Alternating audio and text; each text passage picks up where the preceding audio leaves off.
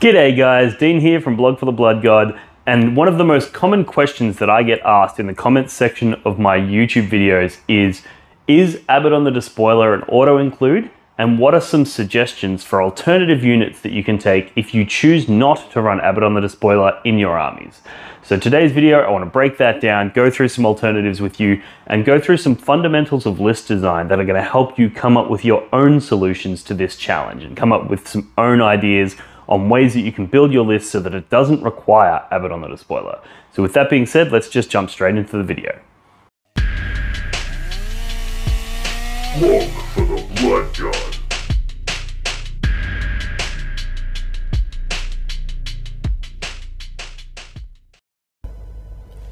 G'day guys, Dean from Blog for the Blood God here, and I've got a nice quick one for you today where I'm planning to answer the most common question that I get asked when doing a Chaos Space Marines Tactica or Masterclass, Legion review.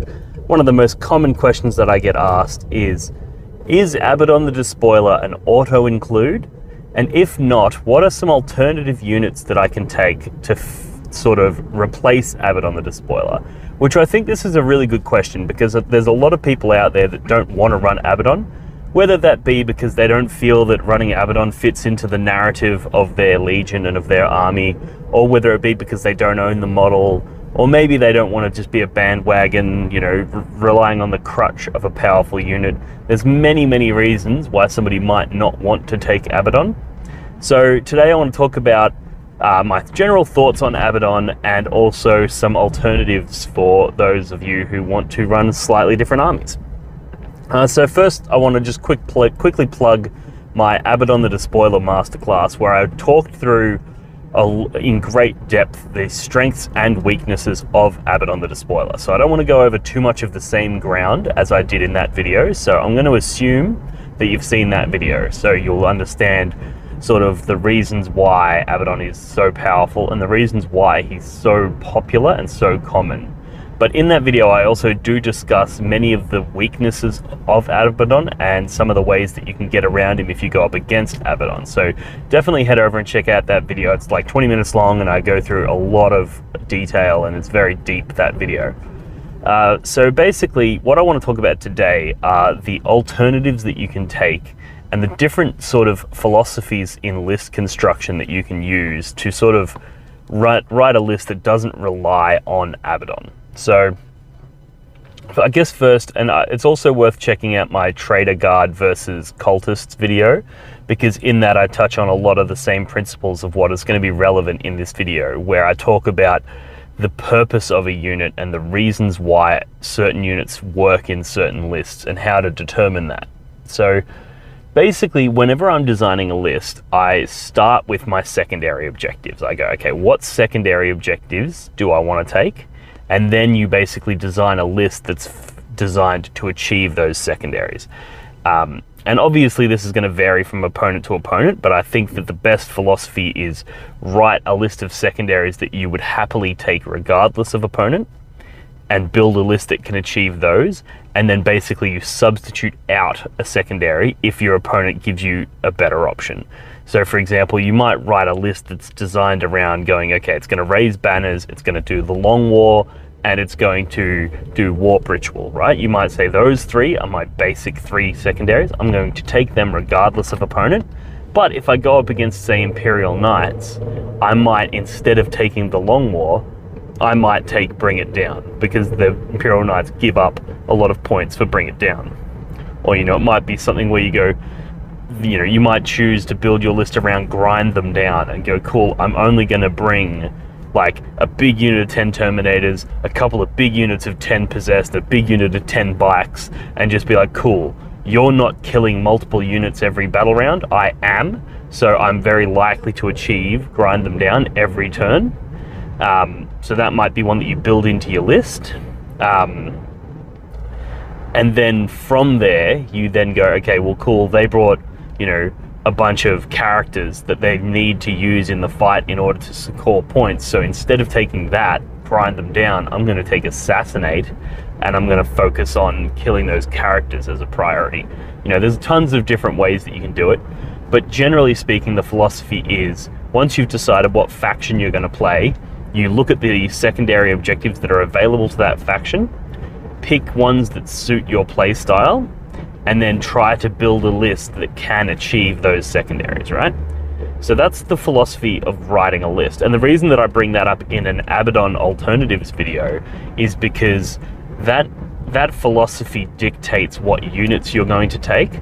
And if that philosophy dictates that you're going to take Abaddon, well, then you're going to probably want to take Abaddon.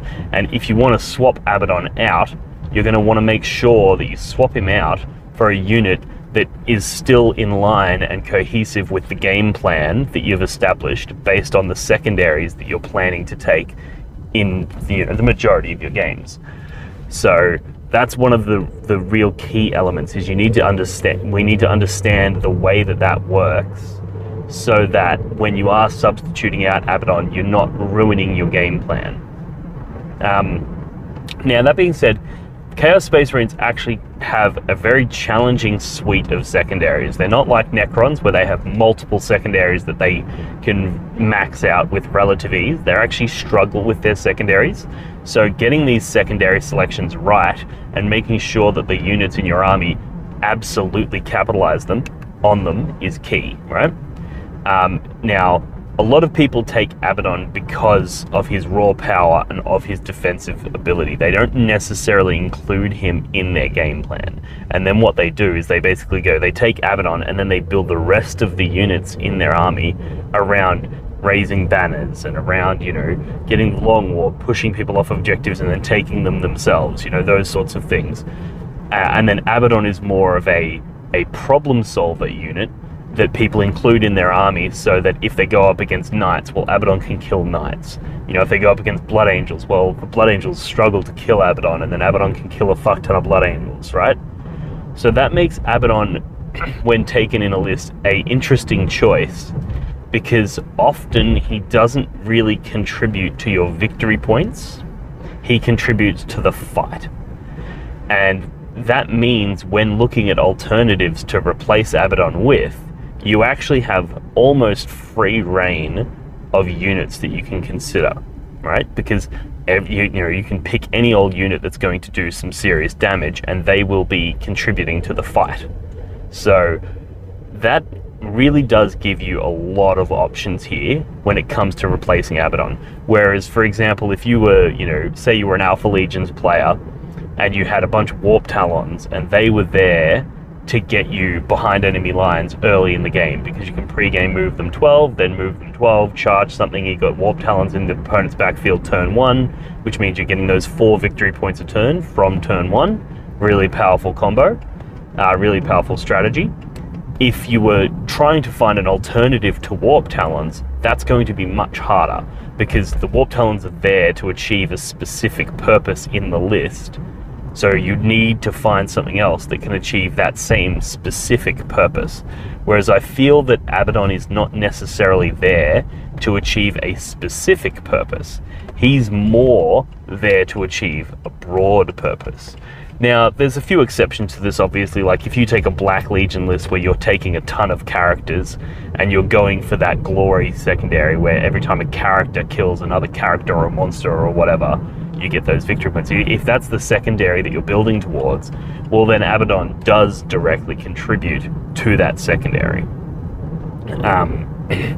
So it's not to say that Abaddon never contributes to your secondaries, but I find more often than not when people are plugging him into various legions, they're doing it because he brings power and durability and can serve as kind of a Swiss Army knife that can go in and solve challenges that the rest of your army might struggle to solve, right? So given that that's the purpose of him, you really have tons of options for what you can replace Abaddon with. And also, given that that's his function, that doesn't mean he's an auto-include, because there are other things that can do a similar battlefield role. So I'm going to give a few examples here. So Abaddon's 300 points, right? So you can get almost an entire unit of almost any data sheet in the codex for the same points, right? More or less. So one thing that you could look at is a unit of 3 obliterators, right? So they're 90 points each, so you're looking at 270 points as opposed to Abaddon's 300, so it's slightly cheaper. And the other advantage here is that if you take the obliterators, you're freeing up a HQ slot, which means that you can take another unit. Now, obviously, a lot of people take Abaddon in the Supreme Command detachment, so that HQ slot isn't necessarily that relevant, but it is still worth mentioning that he is not. That means you're not using one of your HQ slots. Now, if you swap Abaddon out for a unit of obliterators, the thing here is it's a sideways move, right? Because the obliterators do similar things to Abaddon in the way that they've got a 2-up save, they're infantry, so they can get cover, they're quite tough, they're very difficult to kill, similar to Abaddon. Now, obviously, Abaddon is harder to kill due to the fact that he's got that phase cap on him, but some armies will actually find it easier to do chip damage to Abaddon, take 3 wounds in this phase, 3 wounds in that phase, and then 3 wounds in the next and kill him, than they will to chew through, 10 or so wounds worth of obliterators that are in cover, and, this, that, and whatever. They might actually struggle more with the obliterators. Unlikely, but there are some armies out there that will. But the main thing about the obliterators that give them an advantage over Abaddon is, because they do combat damage that's comparable to Abaddon's, it's not in a completely different realm. So they do similar combat damage, they're similar in durability, not quite as high, but similar. What they do that Abaddon doesn't is provide massive amounts of ranged damage, which is something that the Chaos Space Marine Codex kind of lacks. So that makes them an interesting unit that I think you could comfortably substitute out Abaddon for a unit of obliterators, and most lists won't get objectively worse. They'll just become slightly different in the way that they play. And those obliterators, they're phenomenal at clearing hordes. They're a really good answer to Necrons and things like that, where they can resurrect guys. Being able to just go, cool, well, I'm actually just gonna fucking delete that unit and there's no resurrection to take place. That's really powerful.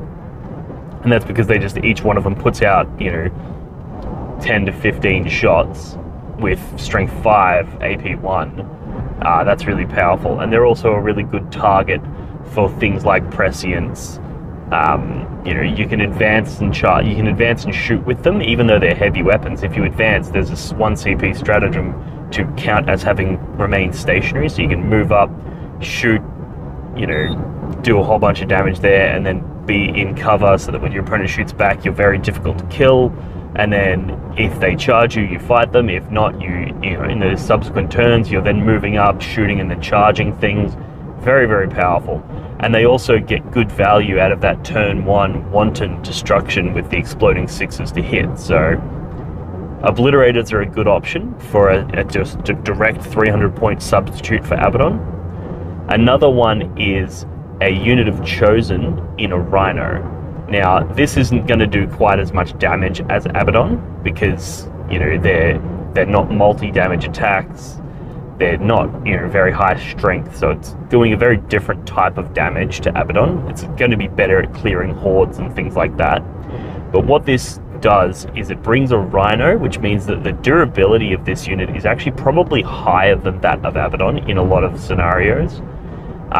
Because people would need to kill the Rhino before they can touch the unit at all, and then if they've run out of shooting, it can become difficult. Or if they kill the Rhino in the charge phase, for example, in the fight phase, for example, they can't then fight the guys that disembarked in the same turn, so that becomes really challenging. So there's lots of ways that you can use this to make them really tough, and then you can also use the Rhino, like I showcased in my Rhino masterclass, to fuck with your opponent's pile-in moves and their pinning, their ability to engage you in combat, where you can basically charge the Rhino in first, get it within 1 inch of as many models in the enemy unit as possible, and then charge the Chosen in from an angle so that you're only getting in within engagement range of one of their models, and that way only that one model can allocate attacks to your Chosen. The rest of them have to allocate their attacks into the Rhino, and doing things like that makes those Chosen really fucking durable. Whereas when you're a single model unit like Abaddon, you actually can't do that. Because you know, anybody that you touch is all within engagement range of your one unit. So yeah, so the Chosen in a Rhino is an interesting alternative. And then there's a few things where basically anytime that you want to take something alternative to Abaddon, you have to go, okay, well, Abaddon is so durable and so hard hitting. What is his weakness, and what is something that I could take that doesn't share that weakness, right? So something like a unit of 10 Warp Talons, right? Or 2 units of 5 or whatever, right? A big unit of Warp Talons has massive amounts of speed that Abaddon doesn't have, and they have the fly keyword, which Abaddon doesn't have. So what this means is that the fly keyword helps you massively in that you can fly over enemy screening units, and you can hit flyers. If somebody throws a harpy in your direction, you can go, cool, the Warp Talons are going to fly up there and they're going to rip that harpy out of the sky. Whereas Abaddon can't touch a harpy. He's got no chance, right? And being able to fly over screens, one of the biggest ways that competent players will circumvent Abaddon as a threat is they just put out a line of guardsmen in front of Abaddon further than 3 inches, so he can't heroically intervene into them, and they create this wall of guardsmen. And because Abaddon's got quite a large base, it's really easy to stop him like that. And then they just go, cool, now in your turn, Abaddon can only really charge those guardsmen, and who cares? He's killing guardsmen, right? So, whereas if that was a big unit of Warp Talons, they actually can't move block you like that, because you just fly over the guardsmen and then charge all of the tanks, right? So Warp Talons are really good in that regard, and then Warp Talons also have the ability to prevent your opponent from being able to fall back, which again is another ability that they have that Abaddon doesn't have. So a big unit of Warp Talons is another really good case, you know. And Warp Talons, they're not good at killing tough things like vehicles and whatnot, but they'll go in and they'll shred the fuck out of infantry. So a big unit of Warp Talons is a really powerful combo. And then obviously there's Legion specific stuff. So for example, in an Alpha Legion list, a big unit of Warp Talons is really fucking powerful. Whereas, you know, in an Alpha Legion list, Abaddon's not really that scary. There's nothing special about him in that detachment, in that army. And then there's things like in Creations of Bile, for example, they can make a beat stick character that you could make an argument is better than Abaddon, because that beat stick character gets all of the Creations of Bile traits. So it gets the ability to fight on death, it gets the increased strength and movement, you know. So, for example, a Demon Prince in Creations of Bile, if you give him the right war gear, he probably does comparable damage to Abaddon when you charge something. Like, he'll probably go in and kill a knight, and so will Abaddon. He'll probably go in and kill, you know, a whole bunch of elite infantry, so will Abaddon, so he does about the same amount of damage. He's slightly less durable than Abaddon, but the fact that he fights on death, which Abaddon doesn't, makes him significantly better in other ways. And the way that he flies, because you can put wings on the Demon Prince, means that he's faster than Abaddon. He can take flyers out, he can jump over screens, similar to what I was saying about the Warp Talons. And also, a teched out Demon Prince is also considerably cheaper than Abaddon. So there's a few options there where you can take things. But basically the general point is, if you're looking for something that you can use instead of Abaddon, like you're looking at your list, maybe you look at a real popular list or a list that's had really good tournament results, and you're like, I really like the list, I'm inspired by it, and I would like to do something similar for myself, but I don't want to run Abaddon with my Emperor's Children, or I don't want to run Abaddon with my, you know, Night Lords or whatever it is. Just look at the Legion, look at the stratagems, and see if there's any stratagems that Legion has that are particularly powerful that Abaddon wouldn't gain access to, and then think about what your list is trying to achieve, and if Abaddon is contributing to that. If Abaddon is contributing to your list's goals, well, then you need to find somebody to replace him with that is also contributing to those same goals. Whereas if Abaddon's not necessarily contributing to your list's goals, and Abaddon is primarily there to be a beat stick problem solver, you know, that deals damage, well, then you can go down the route of trying to replace him with something else that deals damage primarily. So there's tons of different ways that Abaddon can be fielded, but there's infinitely more ways that Abaddon can be replaced. He's definitely not an auto-include. I don't think he's that powerful that he just can't be replaced. He can most certainly be replaced. He can be replaced with other characters, or he can be replaced with entire other units. So there's plenty of, you know, options there. And realistically, this just all boils down to the fundamentals of list design, whether or not you want to take Abaddon, and if not, what you want to replace him with. It's a question that you can't simply answer by going, oh, well, you know, Abaddon or a Disco Lord, like, they're your options. Like, no, well, you've got to sort of look at the fundamentals of the list. And that's why when people say, oh, what could I take instead of Abaddon? It's like, I can't answer that question in a comment on YouTube, because I would need to know what else is in your list. What's your list's plan? What's, you know, what secondaries are you planning on taking? What is Abaddon providing your list? Why have you put him in there? And then, you know, what would you want to replace him with? Because there's obviously a lot of complexity to it. So that's why I've sort of been hesitant to answer this question in the comments section, and it comes up a lot. So I wanted to sort of do a video talking about it so that I can maybe, you know, when people ask it in the future, because I'm sure they will, I can link them to this video, and then they can sort of have a better understanding of the list design philosophy, so that when they are considering replacing Abaddon, then they can go, okay, well, he makes a point here saying that, why is Abaddon in the list? Okay, well, I took Abaddon because I want somebody who can heroically intervene and charge people off objectives and you know, control the midfield. Okay, well, what other things do that? You know, and what other things potentially do that better? You know, every unit's going to have its own strengths and weaknesses, and they're going to be, you know, some of them are going to be quite pronounced. And Abaddon's biggest weaknesses are his movement and the fact that he can't fly. So I think often whatever you're replacing him with is going to be something like that. Either that, or it's going to be something that shoots. So obliterators are a good one because they shoot, so they provide something that Abaddon doesn't. Or it's going to be either a demon prince that flies and does a bunch of damage, or it's going to be warp talons that can fly and do a bunch of damage and not be move blocked, or it's going to be something to that effect. The other options are things like a big unit of possessed. You know, you'll often find that people will avoid Abaddon, they won't engage with him, and Abaddon will only kill 1 or 2 things in a game, sorry. In which case, you know, a big unit of possessed is probably also going to kill 1 or 2 things in a game. So I don't think Abaddon is the be all and end all. And I think, yeah, if you get creative with it, you can come up with plenty of different options. So yeah, thanks for tuning in, guys. Let me know what you guys think in the comments. Let me know if you take Abaddon, if you think he is an auto-include, and if you think I've missed anything. And also let me know some of the things that you take intentionally instead of Abaddon.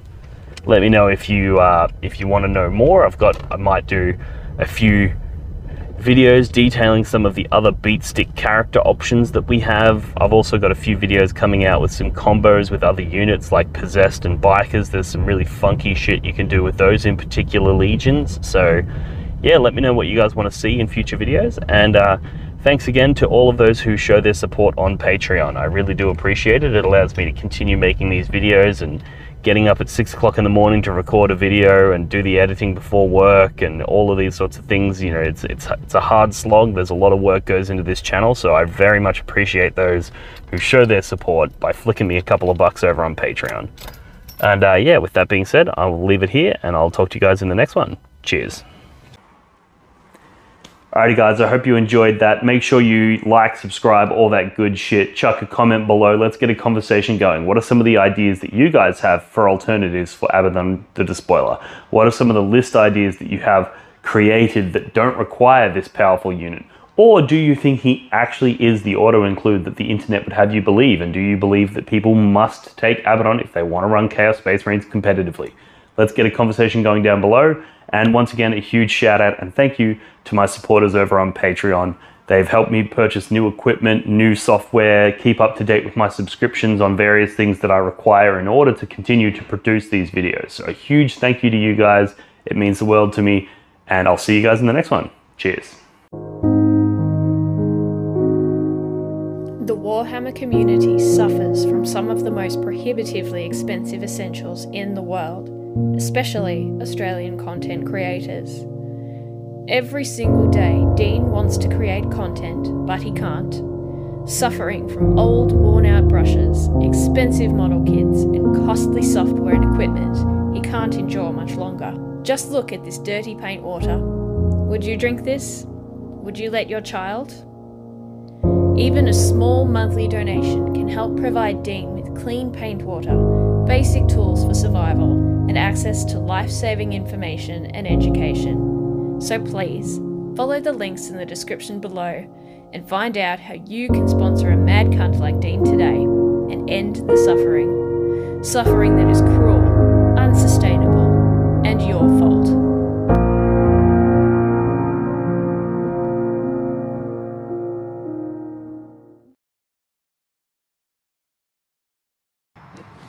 Do your objective markers ever get lost behind terrain or other models and become difficult to see? Do they ever get bumped and accidentally moved during a game? And do they ever spark arguments about distances? Well, not anymore. Introducing the blog for the Blood God, not even remotely patented neoprene objective markers. Made from the same material as astronaut suits, or maybe military equipment, or probably neither of those things, this 2mm thick neoprene synthetic rubber is tear resistant, water resistant, and is designed to last. But that's not all. The blog for the Blood God, not even remotely patented neoprene objective markers come in a variety of different designs and styles to suit any faction represented in the Warhammer 40,000 universe. These objective markers are a perfect gift for yourself or a friend, and are a perfect way to flex and show your opponent that not only are you a smarter, cooler, and better 40k player than them, but you also have more disposable income than they do. For the low price of $25, you'll get not one, not two, but 6 neoprene objective markers, perfectly designed for 9th edition Warhammer 40k. But wait, there's more. For a limited time only, people who sign up on Patreon to support Blog for the Blood God as a Skull Champion tier $5 per month member will gain access to a custom design service where I will design a unique logo to support their gaming club, like the one I did to the left here for the Potato Farmers local gaming club here in Melbourne. Follow the links in the description of this video to pick up your set today.